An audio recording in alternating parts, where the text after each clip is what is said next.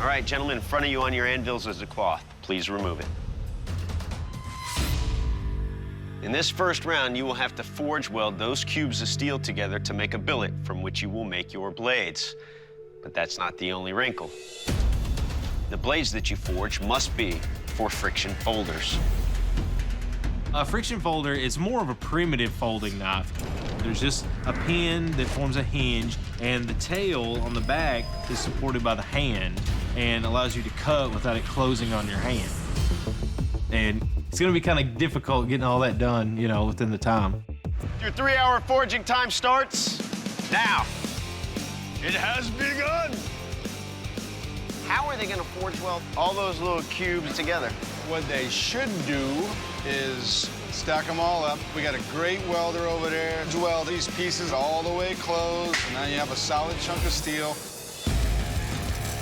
I noticed that Harry and Emiliano instantly went over to the MIG welders and started welding cubes together. Going in, my plan is to weld this together very quickly. The material doesn't really help me in this case because instead of having a big chunk to work from, it's tons of tiny chunks that I have to turn into a big one.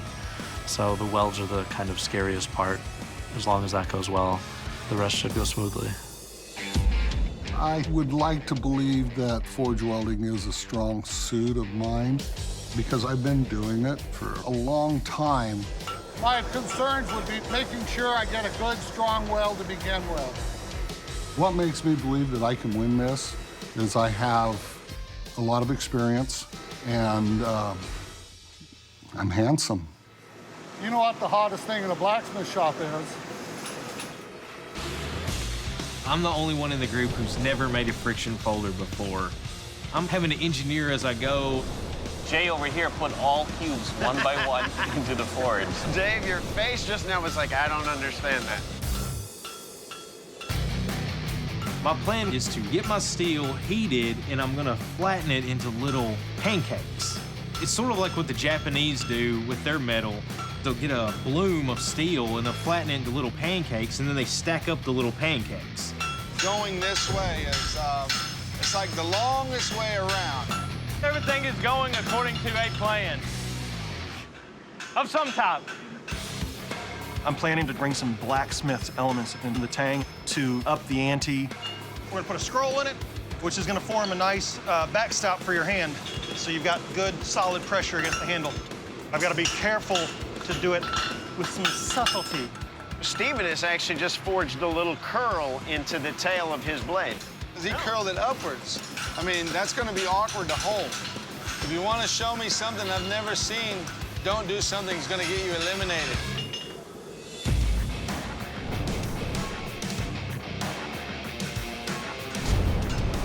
Emiliano's in the oil. He went for a quench. The heat treat is good, and now I'm gonna grind.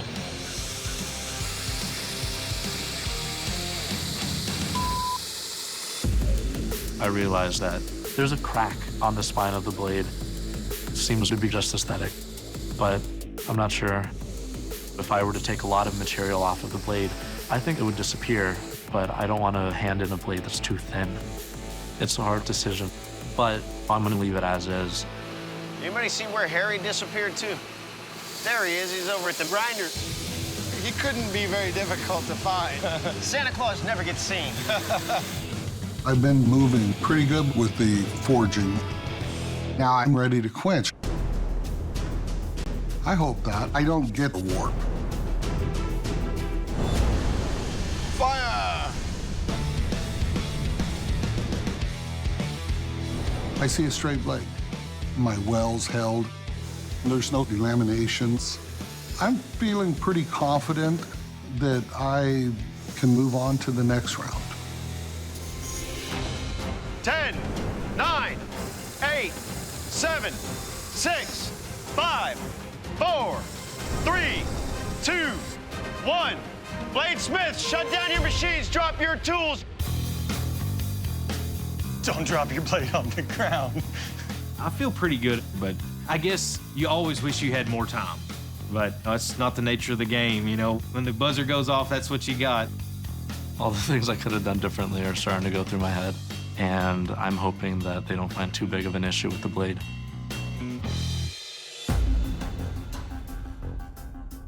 All right, Bladesmiths, now it's time for the judges to look at your work. Stephen, please present your blade to the judges. Well, Steve, you killed it out there. I like how you rounded your spine over here, and I like the design. Definitely like the Maori fin up there. It's going to be interesting to see how you tie this into a handle that's comfortable.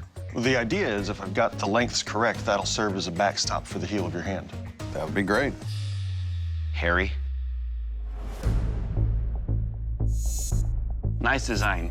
I mean, it's got a good spine to it. Got a nice straight razor's edge over there.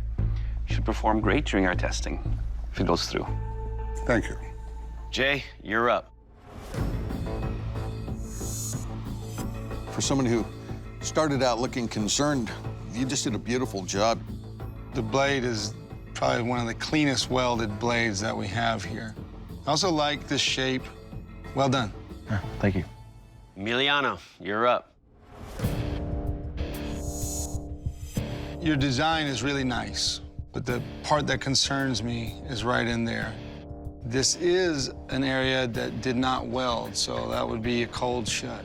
And it goes from here, and I can see it all the way across the spine right through here. That's where a break would happen, and that's the problem. Bladesmiths, the judges have examined your work, and unfortunately, it's time for one of you to leave the forge. Emiliano, your blade did not make the cut. Emiliano, you brought us a beautiful design, but when we have it cold shut on a blade that travels across the spine, that's a possible point of failure. And when it goes unaddressed, as hard as we test these blades, well, it's a major problem. That's why we got to let you go. I understand. Emiliano, please surrender your blade. I do agree with the judges. With cracks like that, if they weren't addressed, the blade would be dangerous to use. But I'm really happy to have met all the people I've met, and no matter what, I'm happy that I got this opportunity.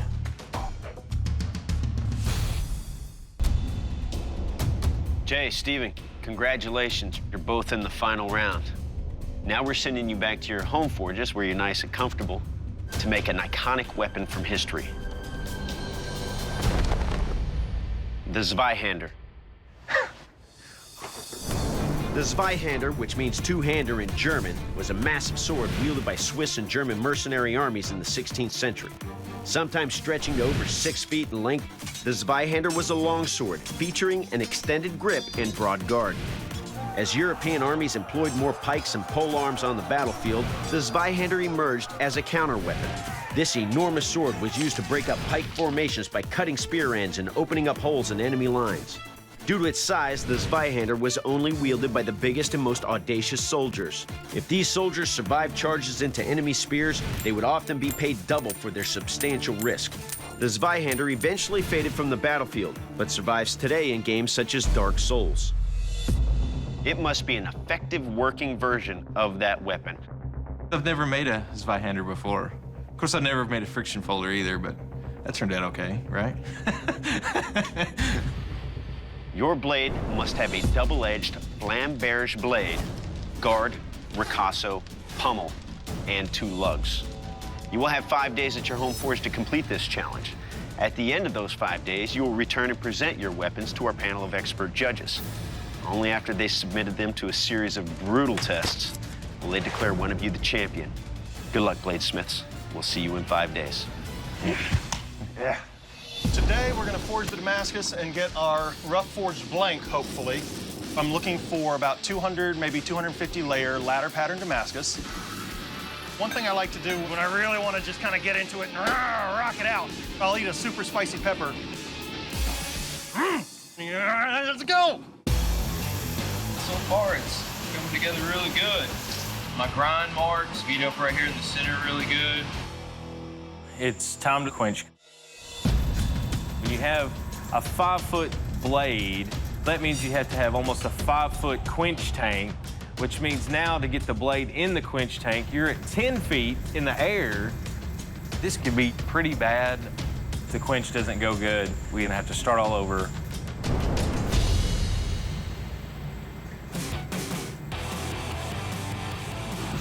Sweet. Didn't break. That's what I was hoping for. Now I can start working on the guard. The scallops look good. I got the handle glued on and tightened down. So today we're gonna get it sharp and test it. I'll see your watermelon and raise you a bucket.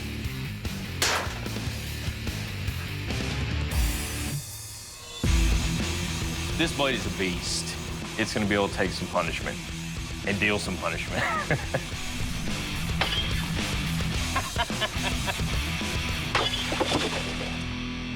It will cut. Now, the Zweihander was known as a weapon of intimidation.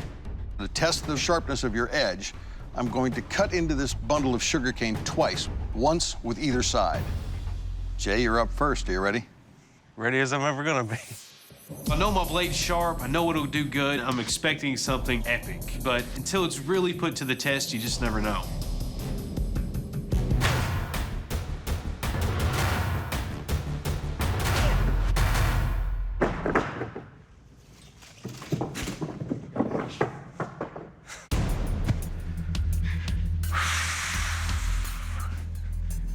It's got a lot of weight to it, but obviously it's plenty sharp. Nicely done. Thank you. All right, Steven, you're up. Are you ready? Can't wait. Jay's weapon did really well cutting through the sugar canes. I'm not nervous about mine, but, you know, I don't know if it's gonna cut better than his. His cut real strong.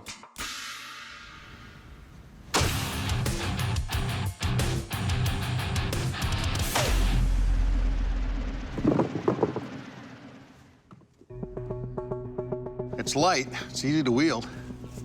That guard, it's almost where it's into you when you're swinging it. You can see it cut deep and clean. It looks like the blade held it beautifully. So nice job. Thank you. Bladesmiths, the Zweihander was a weapon of war. Big weapon, big damage. I will take your weapon and deliver killing blows on this ballistic dummy. Let's see how much damage your weapon can do. Jay, you're up first. You ready? Go for it. Let's do this.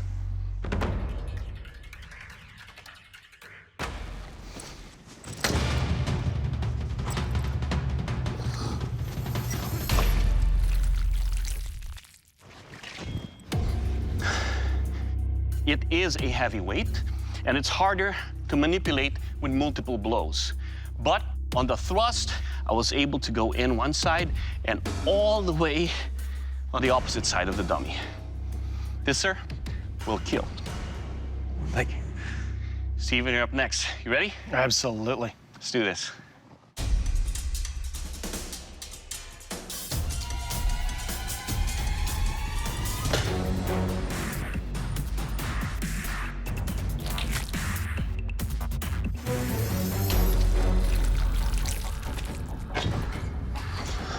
That was brutal.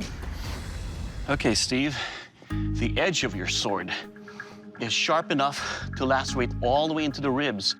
And on the power strike, that would disembowel and ruin this person. That's the idea. This sword will kill. Good job. Thank you. Gentlemen, this is the strength test. Now, the Zweihander was often used against pike formations. So I'm going to take your Zweihanders and go against a rack of pikes here, 5 times with each of your blades. See how far I can break through. Jay, you're up. Are you ready? Ready.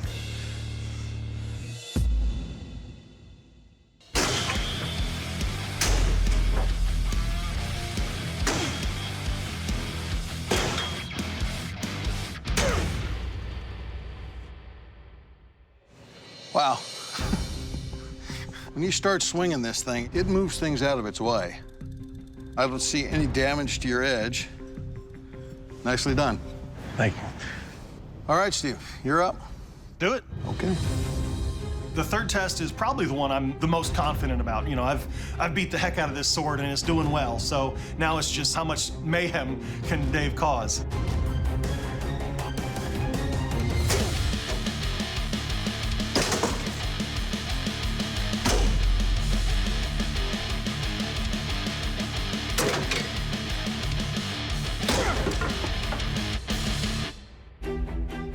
Obviously, it's a good cutter. It actually bit into that wood and split that right down the middle.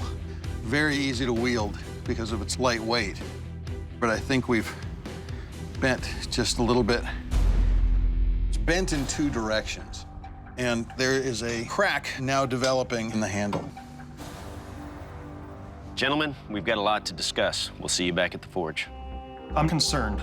I had a warp in my blade, so I don't know who's going to end up with the win. Bladesmiths, the judges have made their final decision. It's time to declare one of you the Forged and Fire champion. Jay, congratulations. Stephen, unfortunately, your sword did not make the cut. Dave will explain. Stephen, I think what you did with your steel is visually stunning. But what this came down to was the strength test. When your handle developed a bend in 2 directions, that caused a stress fracture in the handle, as well as a slight bend right where the lugs are. And it's those reasons combined that are sending you home. I understand. Stephen, please surrender your weapon. I'm disappointed. I really wanted to win, but that's okay. I love being at the forge. It's hot, it's dirty, you'll smell funny, but it is so rewarding.